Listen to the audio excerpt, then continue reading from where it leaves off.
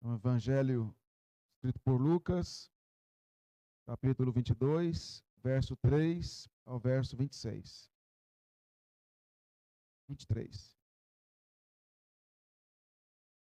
Nos diz assim: Ora, Satanás entrou em Judas, chamado Iscariotes, que era um dos 12. Este foi entender-se com os principais sacerdotes e os capitães sobre como lhe entregaria Jesus. Então eles se alegraram e combinaram em lhe dar dinheiro. Judas concordou e buscava uma boa ocasião de lhe entregar sem tumulto. Chegou o dia da festa dos pães asmos, em que importava comemorar a Páscoa. Jesus, pois, enviou Pedro e João, dizendo: Ide preparar-nos a Páscoa para que a comamos. Eles lhe perguntaram: Onde queres que a preparemos? Então lhe explicou Jesus: Ao entrardes na cidade, encontrareis um homem com um cântaro de água. Segui-o até a casa em que ele entrar. E dizei ao dono da casa: O mestre manda perguntar-te: Onde é o aposento no qual hei de comer a Páscoa com os meus discípulos? Ele vos mostrará um espaçoso cenáculo mobiliado, e ali fazei os preparativos. E indo tudo, encontraram como Jesus lhe dissera, e prepararam a Páscoa. Chegada a hora, pôs-se Jesus à mesa, e com ele os apóstolos, e disse-lhes: Tenho desejado ansiosamente comer convosco esta Páscoa antes do meu sofrimento. Pois vos digo que nunca mais a comerei, até que ela se cumpra no reino de Deus. E tomando o cálice, havendo dado graças, disse: Recebei e reparti entre vós. Pois vos digo que de agora em diante não mais beberei do fruto da videira até que venha o reino de Deus. E tomando um pão, tendo dado graças, o partiu e lhes deu, dizendo: Isto é meu corpo, oferecido por vós. Fazei isto em memória de mim.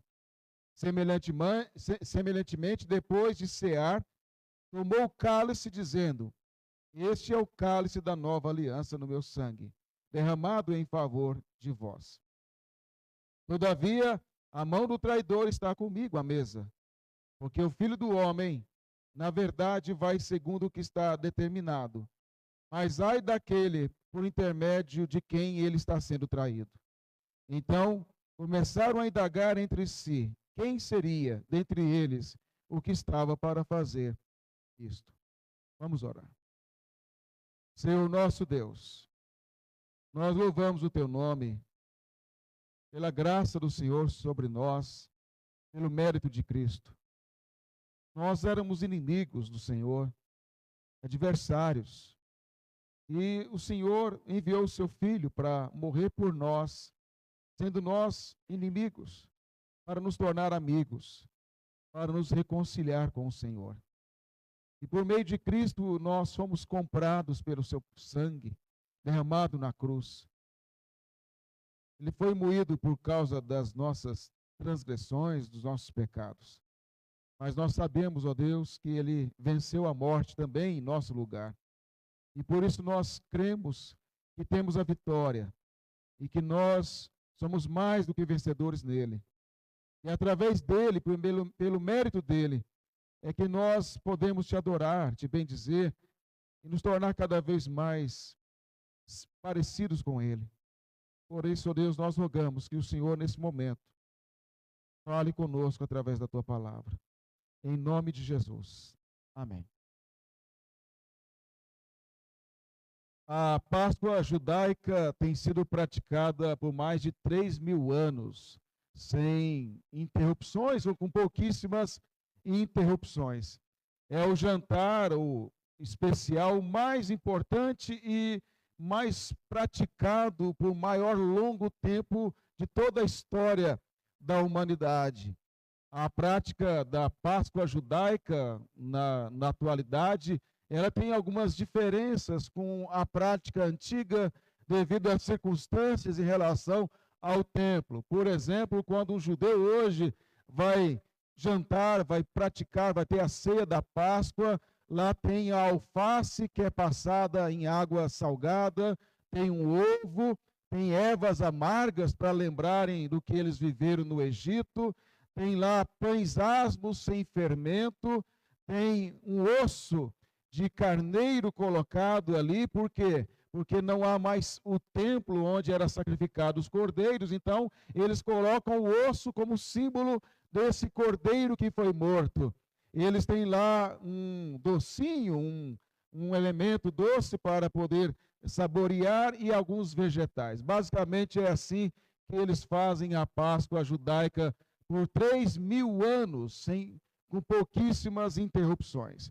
Tudo isso que eles fazem tem um propósito de dramatizar o que aconteceu lá no Egito. É uma maneira de memorizar, de trazer a memória, de saborear aquele momento. Quando eles participam dessa ceia, desse jantar da Páscoa, comemorando, eles envolvem todos os sentidos que nosso corpo tem. Eles veem, eles têm a visão, a audição, o olfato, o tato, o paladar. Todos os 5 sentidos estão envolvidos nesse momento. Uma maneira de gravar na mente, no coração, para que eles possam sempre lembrar do que significa a Páscoa.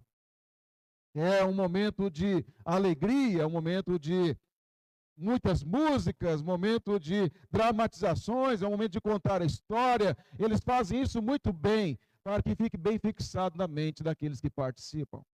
Certa vez diz que um americano perguntou a um rabino como que o povo judeu conseguia manter as suas tradições, seus costumes e língua por mais de 3.000 anos.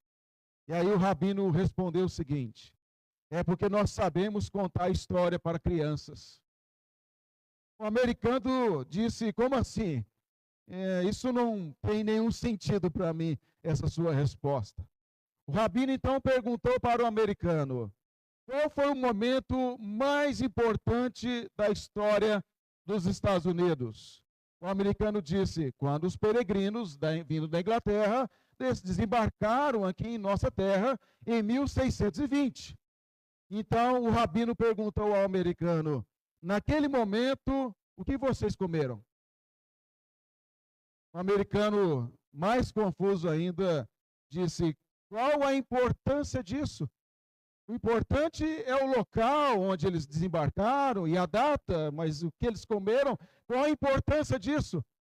O rabino então respondeu a ele: aí que está a grande diferença. Nós celebramos a libertação com sabor, com festa, com alegria, com música. Por isso essa celebração permanece na memória de geração em geração. Celebramos com sabor, celebramos com alegria, celebramos com festa. E é por isso, então, que está de geração em geração. A Páscoa deve ser ensinada, assim, dramatizada, cantada, explicada para as crianças, para que elas tenham memórias sobre isso e elas possam passar para outras pessoas. Mas, no nosso caso, nós temos que fazer uma relação da Páscoa do Antigo Testamento com o que o Senhor Jesus explica sobre isso e como essa Páscoa se cumpre nele, como essa Páscoa é ampliada nele, como essa Páscoa encontra todo o seu propósito nele, para que as crianças também possam entender realmente o que significa a Páscoa, o que significou a Páscoa e o que significa a ceia do Senhor. É por isso que eu quero falar com os irmãos hoje sobre o fim da Páscoa judaica e o início de um novo tempo. Parece estranho isso, dizer o fim da Páscoa judaica e o início de um novo tempo.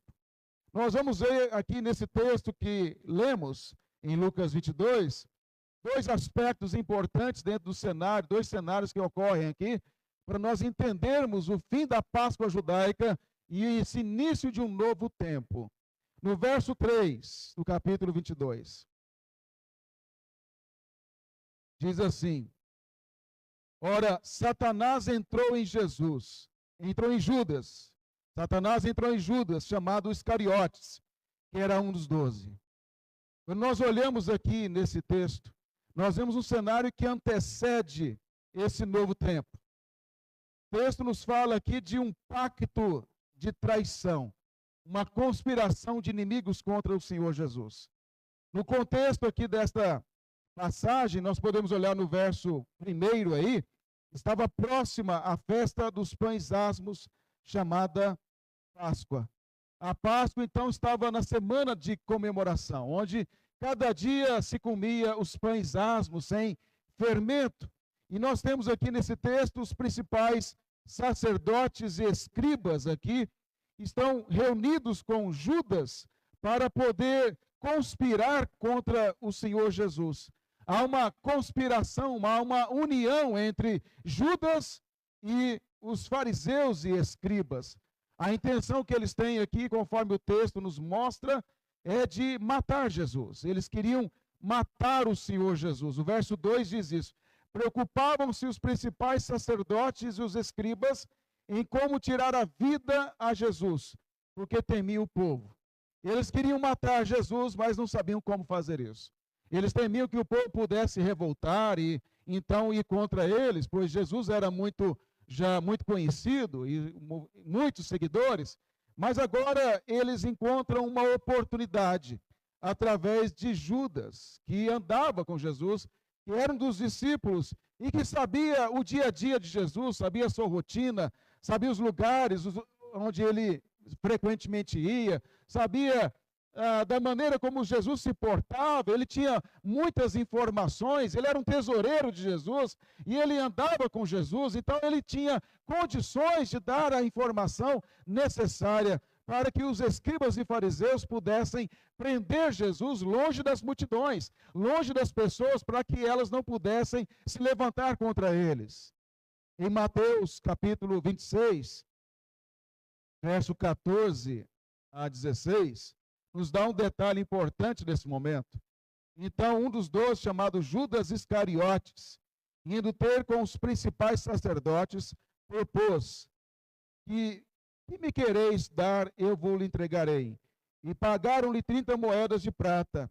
E desse momento em diante, buscava ele boa ocasião para entregar. E Mateus diz que próprio Judas procurou os escribas e fariseus. Ele queria achar uma oportunidade, ele queria saber o que ele ganharia com aquilo. Nós vemos que Judas era um homem ganancioso, e ele se mostrou assim muitas e muitas vezes. Ele queria achar uma maneira de ganhar alguma coisa com a sua traição. E aí nós vemos que os escribas e fariseus, eles acharam aquilo algo muito importante, muito bom, tendo Judas como parceiro ali de conspiração. O fato é que a relação de Judas com os fariseus e escribas para levar Jesus à morte é uma conspiração que já era profetizado pelo salmista Davi. Lá no Salmo 2, no verso 1 ao 3, diz assim: porque se enfurecem os gentios e os povos imaginam coisas vãs. Os reis da terra se levantam e os príncipes conspiram contra o Senhor e contra o seu ungido, dizendo: rompamos os seus laços e sacudamos de nós as suas algemas. Esse Salmo 2 nos fala de povos, de gentes, de autoridades se unindo para combater e contra o Senhor e o seu ungido. O seu ungido aqui é Cristo, tipificado por Davi lá no Salmo 2. E eles não querem estar debaixo do senhorio desse ungido do Senhor. Eles não querem mais estar debaixo do domínio do Senhor. E eles se unem para conspirar. O apóstolo Pedro usou esse texto para falar que a união entre Pilatos, Herodes, escribas e fariseus estava cumprindo isso aqui. E o que nós vemos é que Judas, ele faz parte dessa conspiração, que não quer aceitar o senhorio de Cristo, que o rejeita como sendo o próprio ungido do Senhor. E o texto então nos fala no verso 3 que Satanás entrou em Judas, chamado Iscariotes. Quando nós olhamos aqui, nós não vemos apenas que Judas era um homem ímpio, um homem ganancioso, um homem perverso, mas nós vemos aqui que por trás das ações de Judas, não tirando a sua responsabilidade, mas por trás das suas ações havia alguém que estava tramando tudo isso. E o texto nos apresenta ele no verso 3, Satanás. Satanás entrou em Judas, significando que Judas era ímpio. O diabo não entra em crente. O diabo não possui um crente. Se alguém ficar possuído em uma igreja evangélica, sendo um membro dela, pode ser pastor, é porque não é crente. Aqui é um apóstolo, mas não era crente. E o diabo então entrou em Judas e o possuiu. A questão é, quem é que estava por trás de toda esta ação maligna de Judas, dos escribas e fariseus? De toda esta conspiração. Quem estava por trás era Satanás, o adversário. É ele quem está por trás de armar tudo isso, porque Satanás se opõe a Cristo desde a queda.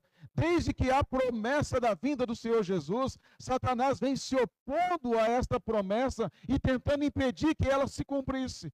E aqui então ele está armando de uma forma final para tentar destruir a semente santa, destruir o Senhor Jesus, através desses ímpios fariseus, escribas e Judas. Infelizmente, a igreja evangélica está tão envolvida por heresias que existem pregadores que dizem que Judas era crente, que diz que Judas não era ímpio, defendem Judas. É um absurdo dizer isso.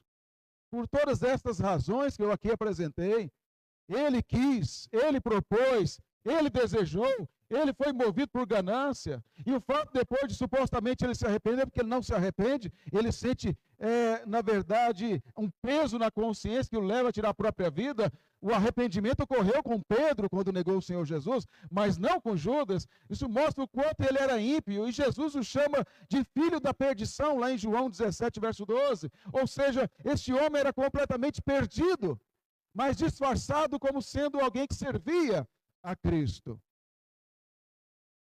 A sua traição já estava profetizada no Antigo Testamento, no Salmo 41, verso 9. Diz assim: até o meu amigo íntimo, em quem eu confiava, que comia do meu pão, levantou contra mim o calcanhar. Esse Salmo 41, verso 9, é uma profecia a respeito do que Jesus passaria. Judas era um amigo íntimo. Judas é alguém que andava com Jesus. Judas era alguém que estava bem próximo do Senhor Jesus. E isso causou profunda dor no Senhor Jesus por conta da sua traição. Nós não temos como imaginar isso. Nós não temos como ser traídos por inimigos. Inimigos são inimigos. Eles não nos traem, eles são inimigos. Nós somos traídos por amigos, por pessoas que estão próximas, por pessoas que vão à nossa casa, por pessoas que comem o nosso prato, por pessoas que declaram lealdade a nós, pessoas em que nós confiamos e contamos as coisas. São para estas pessoas íntimas, são estas que podem nos trair. E quando elas nos traem, isso é uma dor profunda. Por mais que o Senhor Jesus soubesse de tudo isso, foi uma dor profunda em seu coração o fato de Judas o trair. Porque ele era alguém próximo, era alguém que estava sempre junto dele. Então nós vemos nesse primeiro cenário aqui do texto, esse pacto de traição. O que Judas faz, na verdade, é deixar de estar debaixo do senhorio de Cristo para estar debaixo do senhorio de Satanás. Judas nega o Senhor Jesus, não se submete a ele, para se submeter aos escribas e fariseus, e a se submeter a Satanás, assim como fez Adão no jardim. Agora, no verso 14, nós vemos o cenário de um novo tempo. Nós vemos ali um cenário que antecede esse novo tempo, que é esse pacto da traição, que é esse preparo para a Páscoa. E agora nós vemos chegada a hora, verso 14, essa última Páscoa do Senhor Jesus com os discípulos. O verso 14 diz: chegada a hora, pôs-se Jesus à mesa, e com eles os apóstolos. O Senhor Jesus aqui está celebrando esta Páscoa. É bom lembrarmos, irmãos, que Jesus era judeu. Parece algo tão óbvio, mas muitos crentes esquecem disso. E os discípulos também eram judeus. Então, todo o cenário aqui é judaico. Não é gentil, não é grego, não é romano, é judaico. Tudo que Jesus está fazendo aqui é judaico. É com base no Antigo Testamento. Esse é um grande problema, nós olharmos para a Bíblia com a perspectiva do nosso tempo e tentar entender o tempo anterior. Na verdade, nós temos que reconstruir o cenário do passado para entender como aquilo aconteceu, para entender o presente, para entender o sentido do texto, para entender a aplicação. Então, quando nós olhamos aqui, é um cenário judaico, onde há práticas judaicas aqui, e o Senhor Jesus é judeu, e os discípulos são judeus. Então, não há como entender de outra maneira. É chegado o momento dele agora cear a Páscoa com os seus discípulos, como todos os judeus faziam. E agora, então, ele vai fazer uma transição de um tempo das práticas até ali para um novo tempo, um novo momento, com aplicações maiores que eu vou explicar para você. Diante disso, é comum, eu já ensinei isso aqui na escola dominical, nós pensamos que a mesa da ceia que aqui é colocada é aquela de Leonardo da Vinci, que mostra ele numa mesa como a nossa, uma mesa ocidental da Renascença, naquele quadro famoso, onde Jesus está ali com os seus discípulos. Esse quadro de Leonardo da Vinci não tem nada a ver com esse momento aqui. Nenhuma relação com esse momento aqui. A maneira como Jesus se põe à mesa junto aos seus discípulos aqui, a mesa já tinha outro formato, um formato como se fosse um U. Eles estavam sentados no chão, não tinha cadeira, porque na cadeira quem sentava eram os escravos, e os escravos ficavam sentados ou em pé, mas os homens livres ficavam ali aconchegados junto à mesa, quase que deitados junto à mesa, porque isso era um símbolo de liberdade, de libertação, não de servos, não de escravos. E ali Jesus está mostrando que eles são livres, e eles estão com ele junto àquela mesa, naquele formato. O Senhor Jesus, ele não fica no centro da mesa, ele fica mais na ponta da mesa. E aí cada grupo de discípulos tem um propósito de sentar naquela mesa. Aqueles que estão do lado esquerdo são aqueles mais íntimos, que estão do seu lado, e João certamente estava ao lado de Jesus, por isso João reclinou a cabeça no peito de Jesus ali, então ele estava bem ao lado esquerdo de Cristo, e Pedro também estava do lado esquerdo de Cristo, porque eram os mais próximos que ficavam do lado esquerdo. Mas do lado direito ficavam aqueles que eram convidados de honra, e quem estava ao lado de Jesus, do lado de honra, estava Judas. Ele estava ao lado de Jesus. E como que nós sabemos isso? Porque ele molha o pão e dá para Judas. E o judeu só dava o pão com a mão direita. Então ele estava ao lado de Jesus ali. Jesus colocou o seu inimigo, o seu traidor, aquele que estava conspirando contra ele, aquele que fez pacto com o diabo, aquele que estava em pacto com os fariseus, aquele que estava possuído, que ficou possuído depois. Ele deu o pão a ele pôs ao lado direito dele, dando a última chance a ele para se arrepender. O Senhor Jesus amou o inimigo, literalmente, colocando ele no lugar de honra. Os demais convidados, discípulos, ficavam de maior autoridade do lado esquerdo, além dos íntimos, os de maior autoridade ficam do lado esquerdo, do lado direito ficavam outros convidados ou discípulos de menor autoridade. Mas o importante é destacar o lado em que Judas está. Lá em João 13, 21, relata como Jesus estava nesse momento.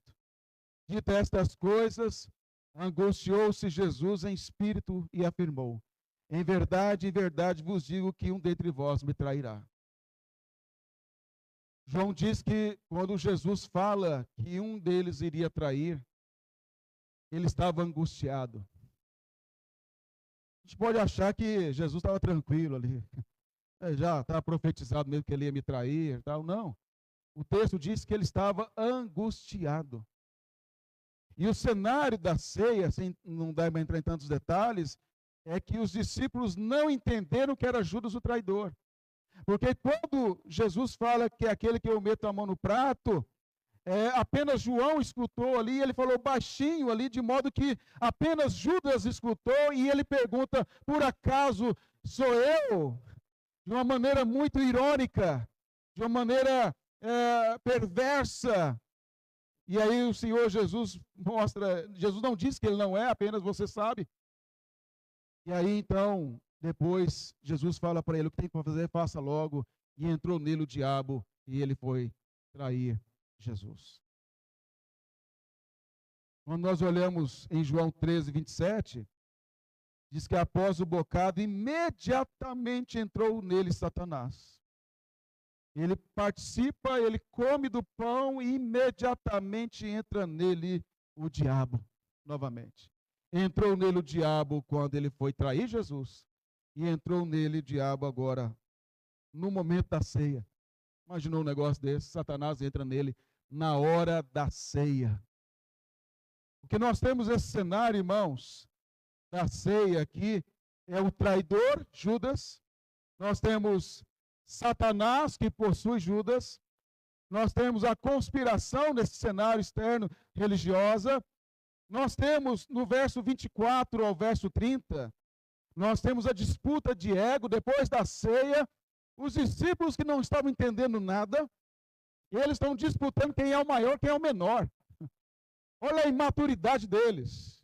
Jesus angustiado por causa do traidor, pelo que ele vai passar, e os discípulos disputando lá quem é o maior, quem é o menor. Lembra que eu falei da mesa de autoridade, quem fica do lado esquerdo, quem fica do lado direito? Então eles estão disputando depois daquele momento, quem é o maior, quem é o menor. Deve ter falado, quem é que sentou mais perto do mestre? Quem é que ficou do lado direito? Quem é que ficou do lado esquerdo? É igual a igreja. Né? Quem é que fez isso? Quem é que tem esse dom? Quem é que faz tal coisa? Quem é mais importante? Isso é sempre assim no meio do povo de Deus. E entre os apóstolos existia essa disputa de ego.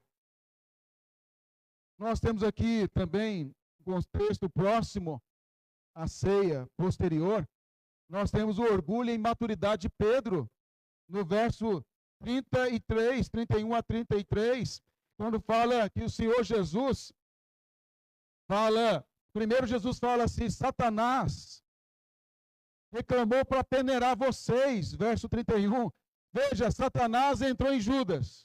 E Satanás pediu para autorização para pressionar os demais discípulos.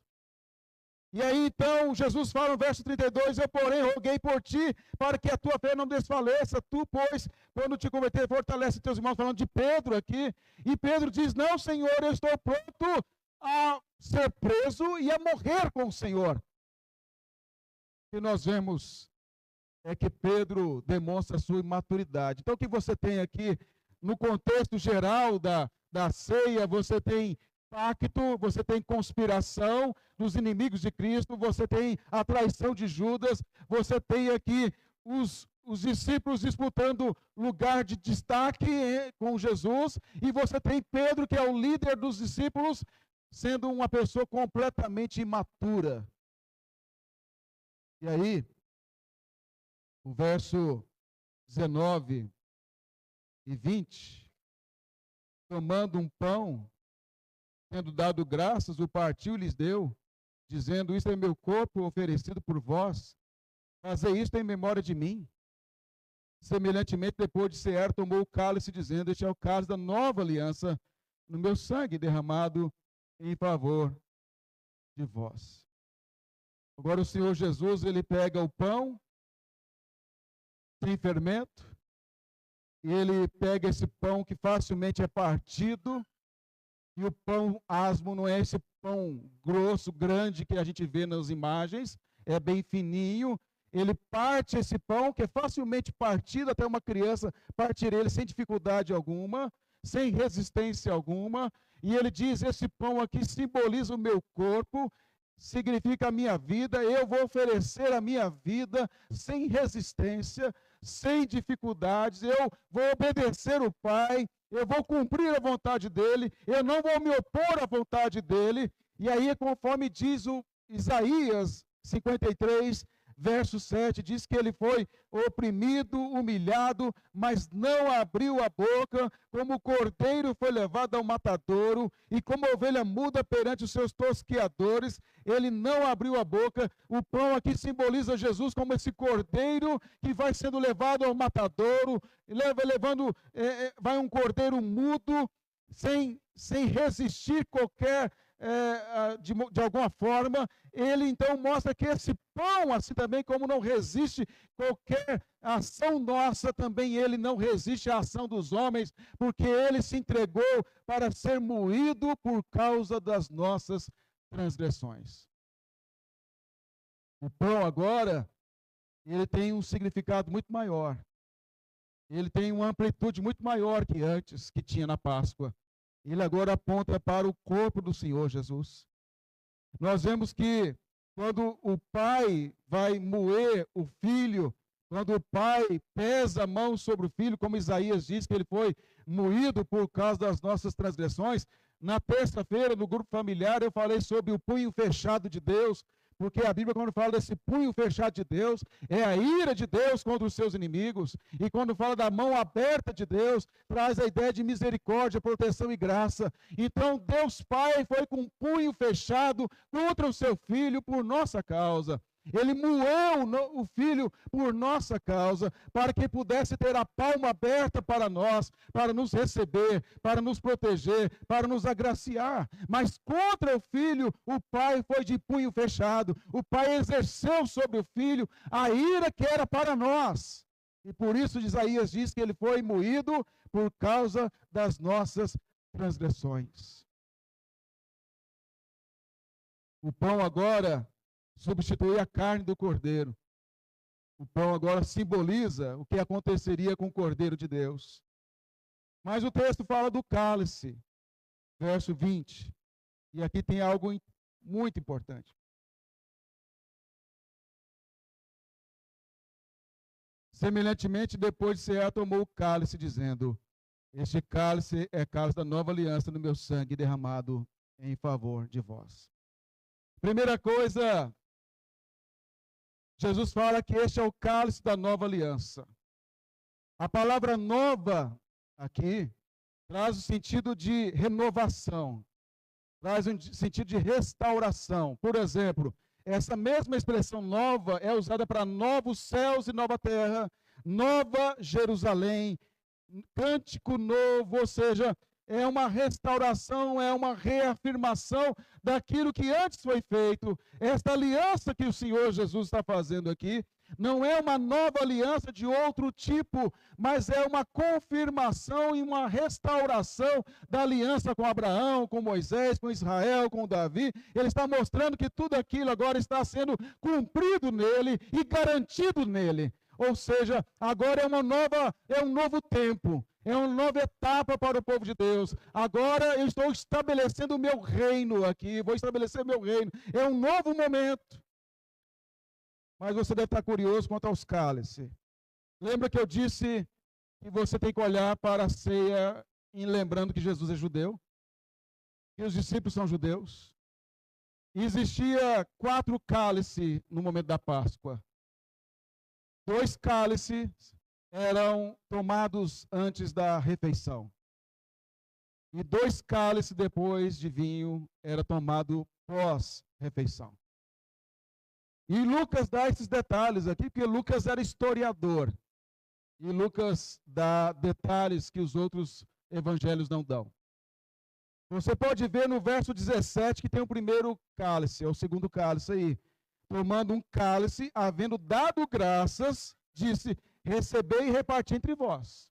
Então há um cálice anterior ao cálice. Porque no verso 20, ele pega o cálice e fala: esse cálice é o cálice da nova aliança no meu sangue. Mas no verso 17, Lucas registra que Jesus, naquele momento de jantar, da ceia com eles ali, ele tem um cálice. Esse cálice do verso 17 seria possivelmente o segundo cálice. Então pressupõe que já tinham tomado um primeiro, e esse que seria o segundo do verso 17. Então entenda, 2 cálices antes da ceia e 2 cálices depois da ceia. E esse cálice do verso 17 seria o segundo cálice. que eles teriam tomado ali, conforme a prática judaica. Quando chega ali no verso 20, nós temos que, semelhantemente, depois de ter pego o pão, então usá-lo como símbolo do seu próprio corpo, agora ele pega o cálice, e esse cálice é o cálice da nova aliança no meu sangue. Esse cálice do verso 20 seria o terceiro cálice, dentro da prática judaica.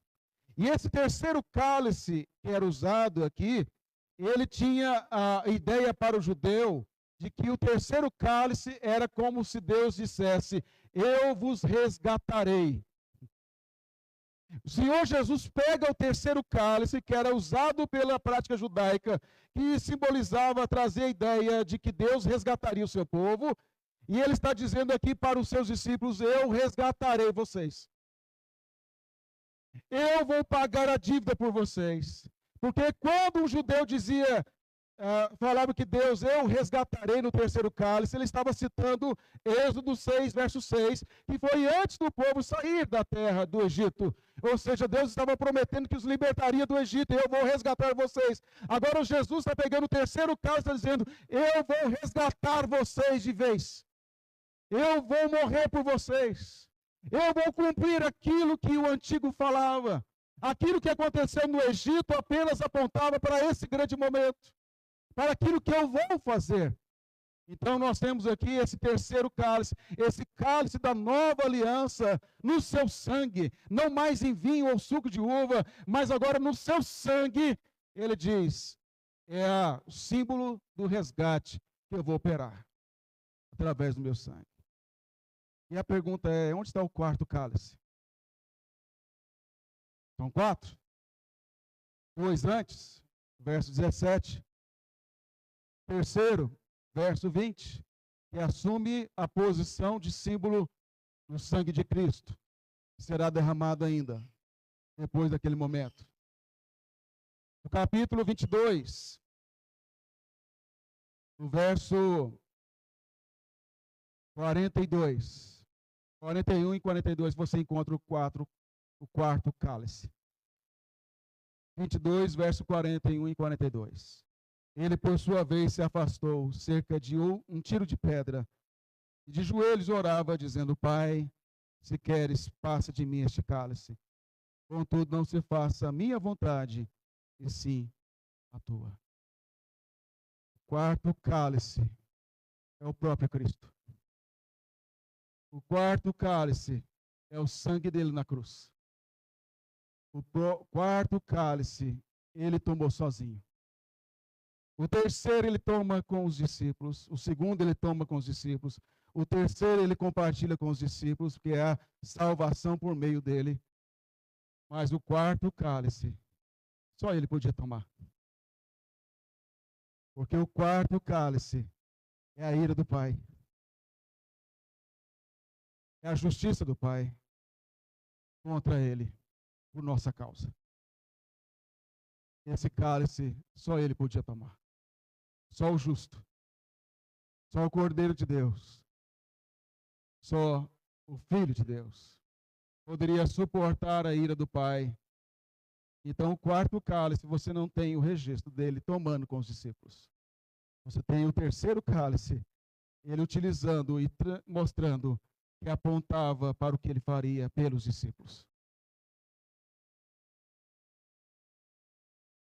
O que nós temos, irmãos, é que a Páscoa, a velha Páscoa, não é mais. Eu sei que isso causa espanto para nós. Eu até coloquei ontem tarde à noite uma mensagem no grupo da igreja já para preparar a alma e a mente. Eu vou explicar. Nós não celebramos mais a Páscoa. A Páscoa se cumpriu em Cristo. A Páscoa é celebrada pelos judeus, porque eles não creem em Jesus. Eles esperam o Messias ainda. A Páscoa é quando foi instituída lá no Egito. E a Páscoa judaica é uma lembrança, como eu falei no início, uma dramatização daquilo que foi feito no Egito. Mas agora o Senhor Jesus pega tudo aquilo que foi feito no Egito e mostra que se apontava para Ele. Ele é o Cordeiro Pascual. E ele faz o quê? Ele agora vocês não têm mais que comemorar a Páscoa. Vocês devem comemorar a ceia. Então, todo mês, entre aspas, nós comemoramos a Páscoa. Quando nós celebramos e participamos da ceia, nós estamos dizendo a Páscoa se cumpriu nele. A Páscoa encontrou nele o significado. A Páscoa foi consumada por ele.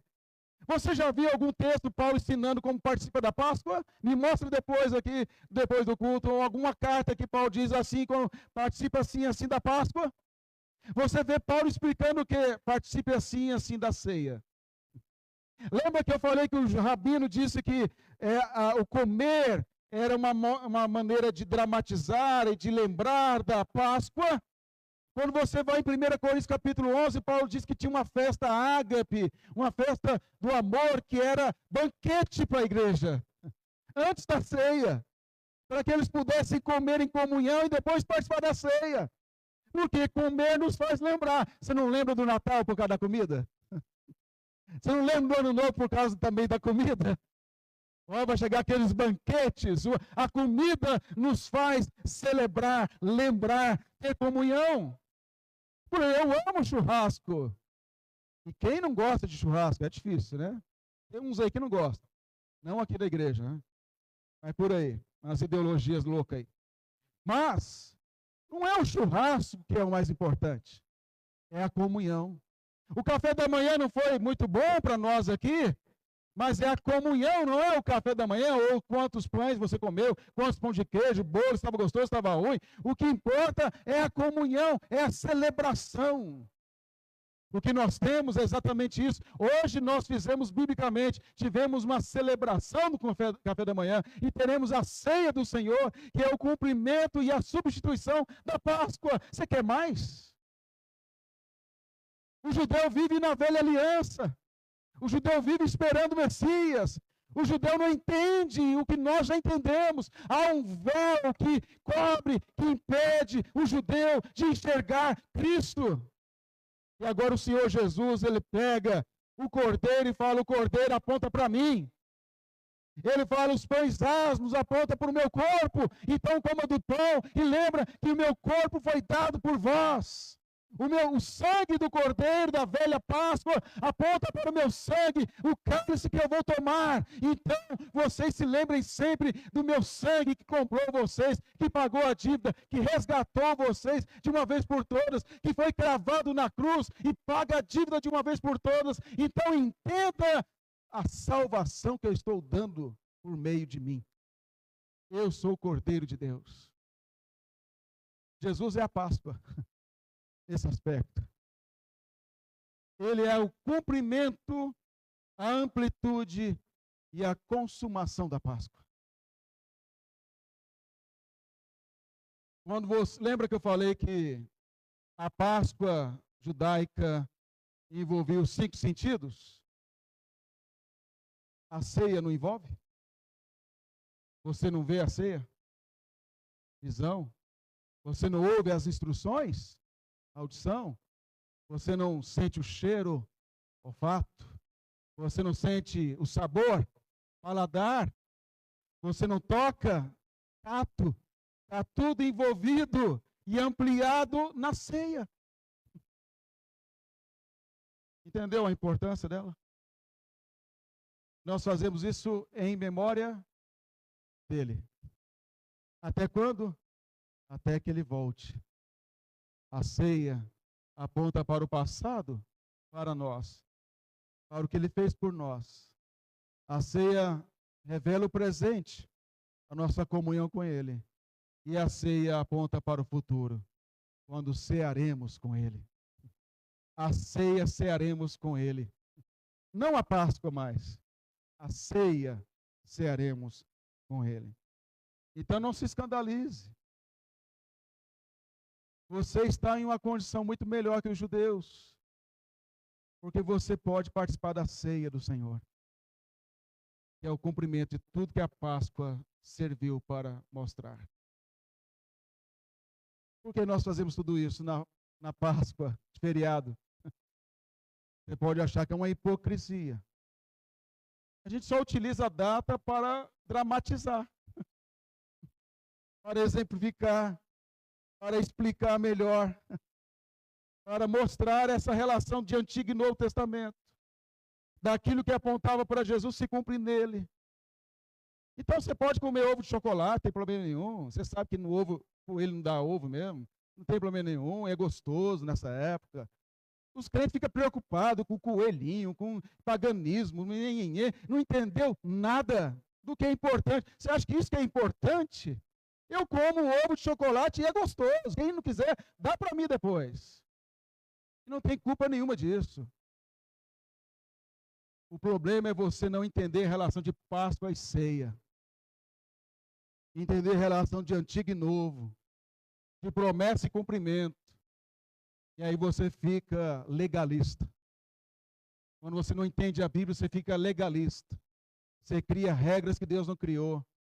Você cria normas que Deus não criou. Porque você não quer entender o Evangelho como ele é realmente. Como você tem participado da ceia? Daqui a pouco vamos participar. Deus nos livre que haja Judas em nosso meio, que participou da ceia. É possível um ímpio participar da ceia. É possível alguém usado pelo diabo participar da ceia. Aconteceu na primeira ceia. Que nós não sejamos também como Pedro, orgulhoso, se achando porque está do lado esquerdo, os mais próximos e íntimos. Que nós não sejamos vaidosos como aqueles discípulos que disputavam quem era o maior ou o menor. Mas que nós possamos olhar para esse momento e entender o que Jesus fez por nós. Seu grande amor. Amor imensurável. O sangue precioso dele derramado por nós. Ele se ofereceu em nosso lugar. Ele não se mostrou resistente a isso, ele poderia se livrar daquilo se ele quisesse. Mas ele não fez, por obediência ao Pai e por amor a nós. E a dor do Pai em oferecer o Filho em nosso lugar? A gente fala do Filho, mas e o Pai? Tendo que oferecer o seu próprio Filho em nosso lugar. A Páscoa para nós, ela tem a sua importância bíblica de apontar para esse cumprimento. Mas nós celebramos a libertação e o resgate por meio de Cristo todos os dias, em especial com o povo de Deus na ceia. Quando nós aqui ceiamos, nós ceiamos com alegria, nós ceiamos com confiança. A ceia não pode ser um velório. Sabe por que eu sempre, desde o começo, coloquei equipe louvor para cantar enquanto distribui a ceia? Porque às vezes a ceia nossa parece um velório. Ceia é celebração, é alegria, é tristeza, sim, pelo fato de ter morrido por nós, mas alegria porque ele venceu a morte. Alegria porque nós pertencemos a ele. Alegria porque nós entendemos o que participamos. Participar da ceia, por que ela não pode ser participada por qualquer pessoa? Porque é preciso ser crente, é preciso entender o que está fazendo, é preciso discernir, compreender todas essas coisas que foram ditas aqui e outras mais, para compreender a profundidade, porque quando participamos da ceia entendendo, aumenta a nossa fé. Não aumenta a nossa fé? Eu sei o que simboliza tudo isso, eu sei como foi instituído, eu sei para quem aponta, eu sei quem eu espero, eu sei para quem eu devo dirigir a minha vida. Cristo Jesus. Cristo morreu, venceu a morte, de uma vez por todas, e conduzirá a sua igreja até a consumação. Eu quero terminar com um cântico lá em Apocalipse, que nós um dia cantaremos na Nova Jerusalém. Digno é o Cordeiro que foi morto de receber o poder, riqueza e sabedoria e força, honra e glória e louvor. Fique de pé agora, por favor, e vamos ler juntos esse texto. Declará-lo com fé, entendendo que ele tomou o quarto cálice em nosso lugar. Digno é o Cordeiro e foi morto, de receber o poder e riqueza, a sabedoria e força e honra e glória e louvor. Amém.